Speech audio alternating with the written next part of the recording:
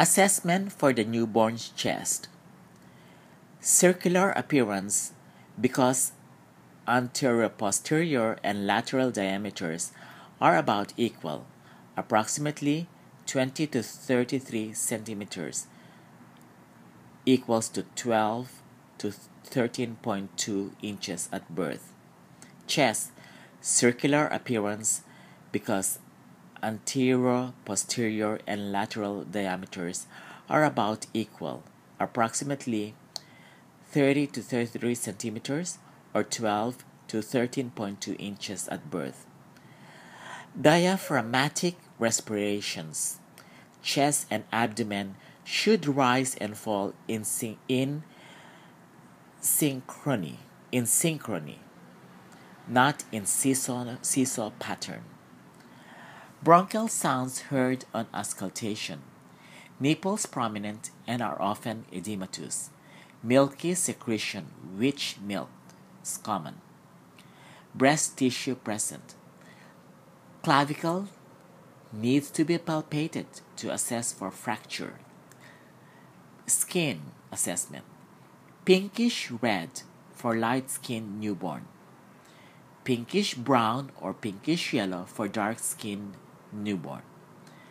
Vernix caseosa. Vernix caseosa, a cheesy white substance on entire body of preterm newborns, but is more prominent between folds closer to term, may be absent after 42 weeks of gestation. Lanuga, fine body hair might be seen, especially on the back.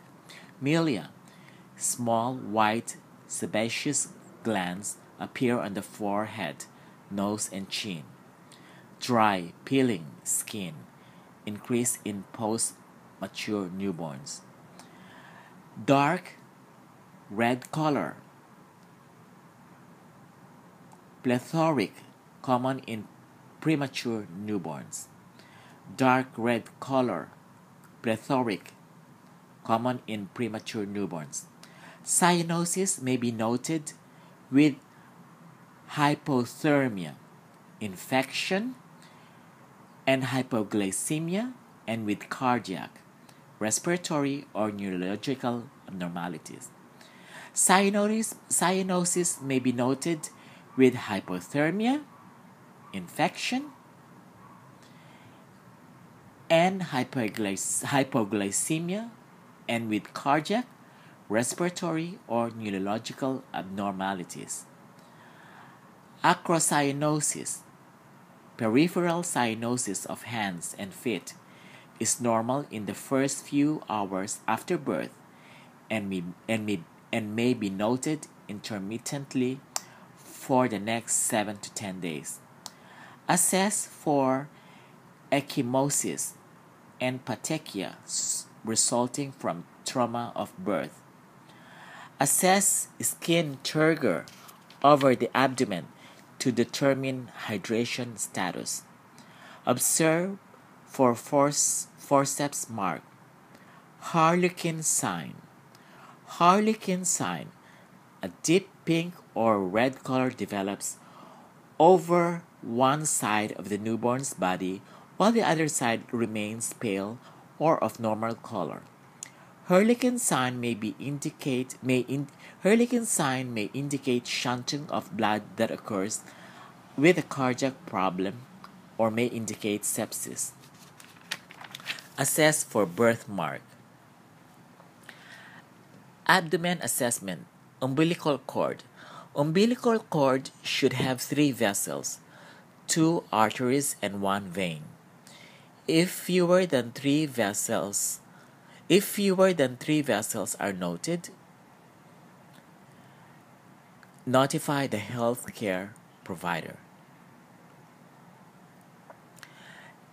Umbilical cord that are small, thin cord may be associated with poor fetal growth.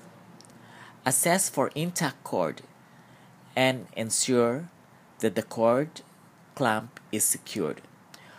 Cord should be clamped for at least the first 24 hours after birth. Clamp can be removed when the cord is dried and occluded and is no longer bleeding. Clamp can be removed when the cord is dried and occluded and is no longer bleeding. Note any bleeding or drainage from cord. Hospital protocol and doctor's preference determine the technique and skin preparation used for cord care. Protocols may include the use of antibiotic ointment, triple dye, soap and water, sterile water, Providone, iodine, alcohol, or another treatment. If symptoms of infections in the umbilical cord, such as moistness, oozing discharge, and reddened base, occur, antibiotic treatment is prescribed. Assessment for gastrointestinal. Monitor cord for meconium staining. Assess for umbilical hernia. Assess for abdominal depression associated with diaphragmatic hernia. Assess for abdominal distension associated with obstruction, mass, or sepsis. Monitor bowel sounds are present within the first hour after birth. Anus. Ensure that the anal opening is present. First stool meconium should pass within first 24 hours. First stool meconium should pass within first 24 hours.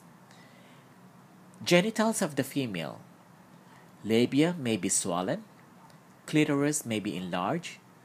Smegma may be present, which is white, thick mucus discharge. Pseudomenstruation caused by the withdrawal of the maternal hormone estrogen is possible. It is a blood-tinged mucus. Hymen tag may be visible. First voiding should occur within 24 hours. Assessment for genital of males. Profuse foreskin covers glans penis. Scrotum may be edematous. Verify meatus at tip of penis. Testes are descended but may retract with cold. Assess for hernia or hydrocele. First voiding should occur within 24 hours. Assessment for spine. Spine should be straight, posture flexed, supportive of head momentarily when prone. Chin flexed on upper chest. Well coordinated, sporadic movements. A degree of hypotonicity or hypertonicity may indicate central nervous system damage. Assess for hair tufts and dimples along the spinal column. May be indicative of possible opening. Assessment for extremities. Extremities should flex, full range of motion, asymmetrical movements, fist clenched, 10 fingers and 10 toes, all separate, legs bowed, major gluteal folds even, major gluteal folds even, creases on soles of feet. Assess for fracture, especially clavicle, or dislocation of hips. Assist doctor to assess for developmental dysplasia of the hip. When thighs are rotated outward, no clicks should be heard. Ortolani sign and Barlow sign are the two assessment tools for developmental dysplasia of the hip. Pulses should be palpable in the radial, brachial, and femoral. Slight tremors noted in the newborn may be a common finding, but could also be a sign of hypoglycemia, hypocalcemia, or drug withdrawal. Slight tremors noted in the newborn may be a common finding, but could also be a sign of hypoglycemia, hypocalcemia, or drug withdrawal. Body system assessment and interventions. For the cardiovascular system, keep the newborn warm. Measure the apical heart rate for 1 full minute. Listen for murmurs. Assess oxygen saturation by pulse oximetry if a murmur is heard. Palpate pulses. Assess for cyanosis. To assess for cyanosis, blanch the skin on the trunk and extremities to assess circulation. Observe for cardiac distress when the newborn is feeding. Respiratory system.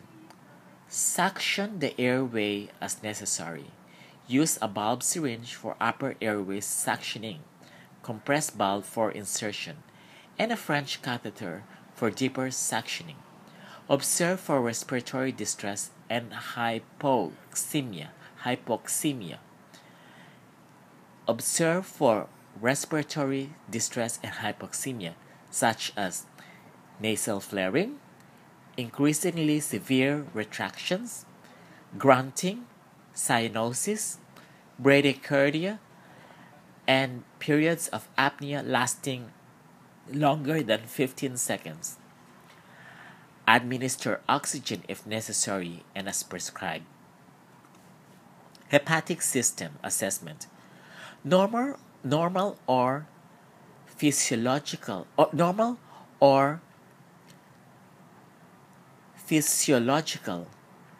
jaundice appears after the first 24 hours in full-term newborns and after the first 48 hours in premature newborns.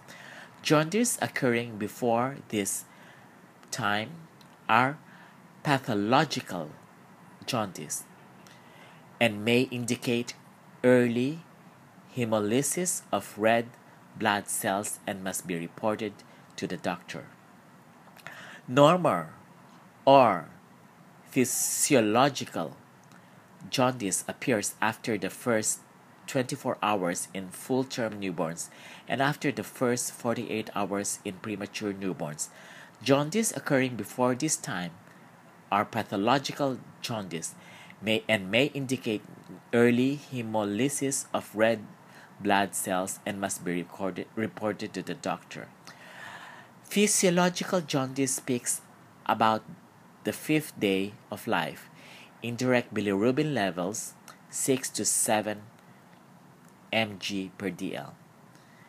Feed early to stimulate intestinal activity and to keep the bilirubin level low.